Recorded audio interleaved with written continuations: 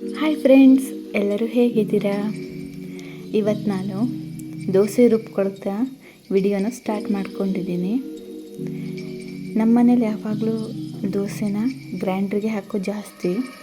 ಸ್ವಲ್ಪ ಏನಾದರೂ ಅಕ್ಕಿ ನೆನೆಸಿದ್ರೆ ಮಾತ್ರ ನಾನು ಮಿಕ್ಸರಲ್ಲಿ ಬೀಸ್ತೀನಿ, ಇಲ್ಲ ಅಂದರೆ ನಾನು ಗ್ರೈಂಡರ್ಗೆ ಹಾಕ್ತೀನಿ. ಇವತ್ತು ಮನೆಯಲ್ಲಿ ತುಂಬ ಜನ ಇದ್ದರು, ಹಾಗಾಗಿ ಅಕ್ಕಿನ ಗ್ರೈಂಡರ್ಗೆ ಹಾಕ್ತಾಯಿದ್ದೀನಿ.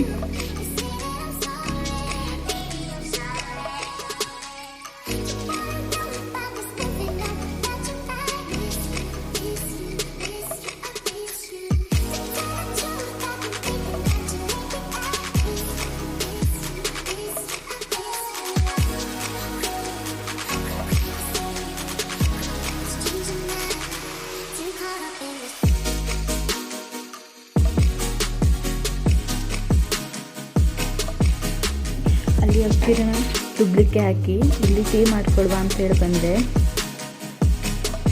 ಇವಾಗ ಟೀ ಕುಡಿದಿಲ್ಲ ಸಂಜೆ ಅಂದರೆ ತಲೆನೋವು ಬಂದುಬಿಡುತ್ತೆ. ಸಂಜೆ ಎಷ್ಟೋ ಶಕ್ತಿ ಇದ್ದರೂ ಸ್ವಲ್ಪನಾದರೂ ಟೀ ಬೇಕೇ ಬೇಕು.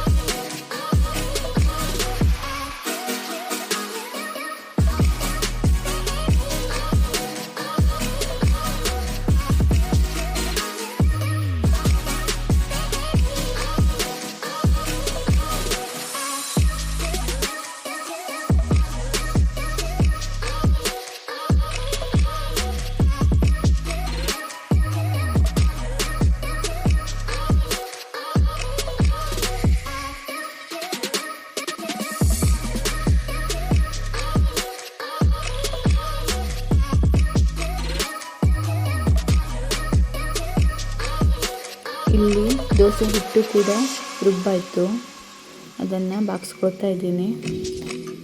ಅಷ್ಟರಲ್ಲಾಗಲೇ ಮಸಾಲೆ ಪುರಿ ಬಂದಿತ್ತು, ಅದನ್ನು ಪ್ಲೇಟಿಗೆ ಹಾಕ್ಕೊಳ್ತಾ ಇದ್ದೀವಿ.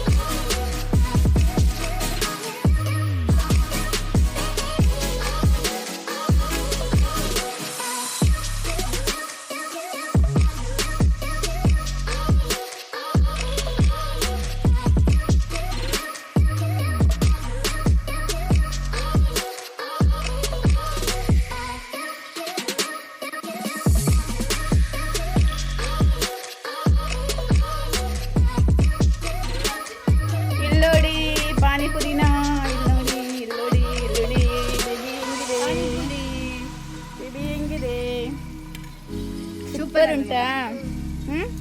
ಪಾನಿಪುರಿ ಹೇಗಿದೆ? ಸೂಪರ್ ಅನ್ನು ಸೂಪರ್ ಅನ್ನು ಏನೇನು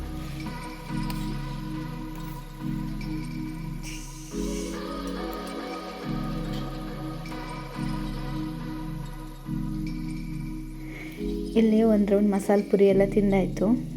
ಇವಾಗ ಸಂಜೆ ಊಟಕ್ಕೆ ಶಾವಿಗೆ ಪಾಯಸ ಮಾಡುವ ಅಂತ ಹೇಳಿ ಹಾಲನ್ನು ಕುದಿಲಿಕ್ಕೆ ಇಟ್ಟಿದ್ದೀನಿ. ಅಷ್ಟರಲ್ಲಾಗಲೇ ನಾನು ಒಂದು ಪಾತ್ರೆಯಲ್ಲಿ ಸ್ವಲ್ಪ ತುಪ್ಪ ಹಾಕಿ ಶಾವಿಗೆನ ಚೆನ್ನಾಗಿ ಫ್ರೈ ಮಾಡ್ಕೊಳ್ತೀನಿ. ನಮ್ಮ ಮನೆಯವರಿಗೆ ಈ ಶಾವಿಗೆ ಪಾಯಸ ಅಂದರೆ ತುಂಬ ಇಷ್ಟ. ಅವ್ರು ಹೇಳಿದರು ಸಂಜೆ ಮಾಡಿಡು ಅಂತ ಹೇಳಿ, ಅದಕ್ಕೋಸ್ಕರನೇ ಮಾಡ್ತಾ ಇರೋದು.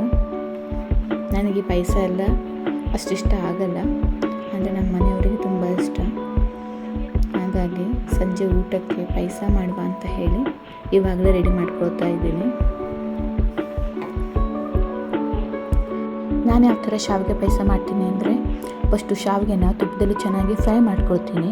ನಂತರ ಹಾಲನ್ನು ಕಾಯಲಿಕ್ಕೆ ಇಡ್ತೀನಿ. ಆಮೇಲೆ ಅದಕ್ಕೆ ಸಕ್ಕರೆ, ಬಾದಾಮಿ ಪೌಡ್ರು ಮತ್ತು ಏಲಕ್ಕಿ ಪುಡಿನ ಹಾಕಿ ಕಡೆಗೆ ಹುರಿದಿಟ್ಟಿರೋ ಶಾವಿಗೆನ ಹಾಕಿ ಚೆನ್ನಾಗಿ ಕುದಿಸ್ಕೊಳ್ತೀನಿ. ಆನಂತರ ತುಪ್ಪದಲ್ಲಿ ದ್ರಾಕ್ಷಿನ ಫ್ರೈ ಮಾಡಿಕೊಂಡು ಸೇರಿಸ್ಕೊಳ್ತೀನಿ. ನಾನು ಇಷ್ಟೇ ಸಿಂಪಲ್ಲಾಗಿ ಶಾವಿಗೆ ಪಾಯಸನ ಮಾಡ್ತೀನಿ. ಇದು ತುಂಬ ಚೆನ್ನಾಗಿರುತ್ತೆ. ಆದರೆ ಸ್ವಲ್ಪ ತೆಳುವಾಗಬೇಕು ಅಂದರೆ ಸ್ವಲ್ಪ ಶಾವಿಗೆನ ಹಾಕ್ಕೋಬೇಕಾಗತ್ತೆ. ಇದು ಆಗಿತ್ತು ಇವತ್ತಿನ ವಿಡಿಯೋ. ಈ ವಿಡಿಯೋ ಇಷ್ಟ ಆದರೆ ಲೈಕ್ ಮಾಡಿ. ಹೊಸದಾಗಿ ನನ್ನ ಚಾನಲನ್ನು ನೋಡ್ತಾ ಇದ್ದರೆ ದಯವಿಟ್ಟು ಸಬ್ಸ್ಕ್ರೈಬ್ ಮಾಡಿ, ಸಪೋರ್ಟ್ ಮಾಡಿ. ಮತ್ತು ಮುಂದೆ ಹೊಸ ವಿಡಿಯೋದೊಂದಿಗೆ ನಾನು ನಿಮಗೆ ಸಿಗ್ತೀನಿ. ಅಲ್ಲಿವರೆಗೂ ಟಾಟಾ, ಬಾಯ್ ಬಾಯ್.